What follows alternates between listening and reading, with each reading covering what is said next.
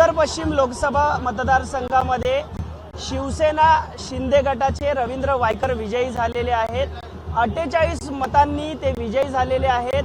याच संदर्भात बोलण्यासाठी माझ्याबरोबर शिवसेनेच्या नेत्या शीतल म्हात्रे आहेत।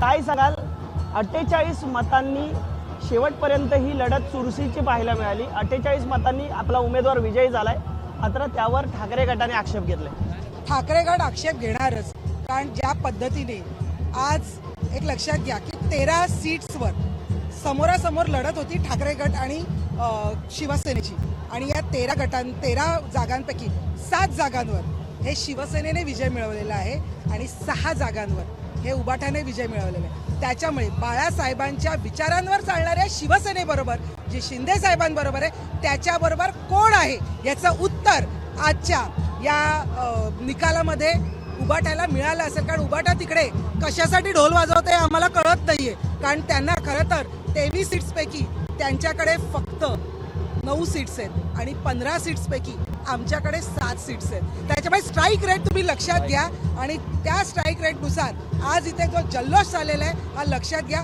मला वाटतं त्यांना गणित कळत नाही आणि त्यांना समजलेलं नाहीये की त्यांची कशा पद्धतीने हार झालेली आहे। हा आजचा जो वायकरांचा विजय आहे तो चीटिंग करून घेतलाय असं महाविकास आघाडीच्या नेत्यांचं म्हणणं आहे। पुन्हा निवडणूक घ्या असे उद्धव ठाकरेंनी देखील मागणी केलेली आहे, कारण या शेवटपर्यंत कीर्तीकर हे विजयी होत होते असं दिसत होतं, मात्र तुम्ही चीटिंग केली असं त्यांचं म्हणणं आहे। कशा पद्धतीने चीटिंग केली बाबा?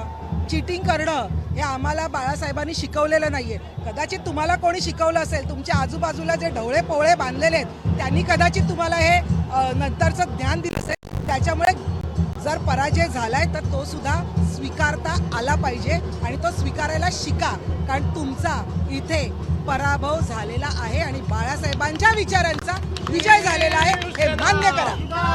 एकीकडे रवींद्र वायकर विजयी झाले, जल्लोष करताय, मात्र महायुतीमध्ये भाजपने 400 पारचा नारा दिला होता, तो काही नारा पूर्ण झालेला नाही।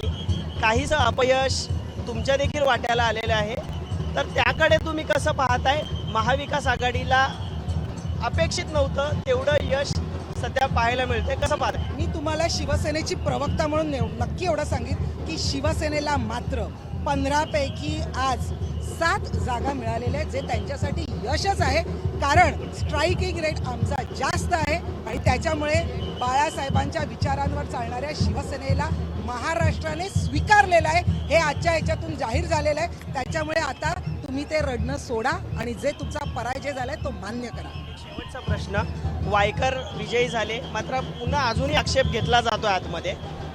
समजा पुन्हा निवडणूक करण्याची मागणी केली ठाकरे गटानं, तुमचं काय मत असणार आहे? अरे मागणी करायला ते काही मागणी करतील, खरं तर आमचीच मागणी आहे, किंवा इनफॅक्ट इलेक्शन कमिशनने मागणी केली की उद्धव ठाकरेंवर कारवाई करा, कारण त्यांनी भर इलेक्शनमध्ये प्रेस कॉन्फरन्स घेतलेली। त्याच्यामुळे मागण्या खूप करता येतील, पण विजयाबरोबर पराजयही स्वीकारा, ही एवढंच मी त्यांना सांगेन। एबीपी माझा, उघडा डोळे बघा नीट।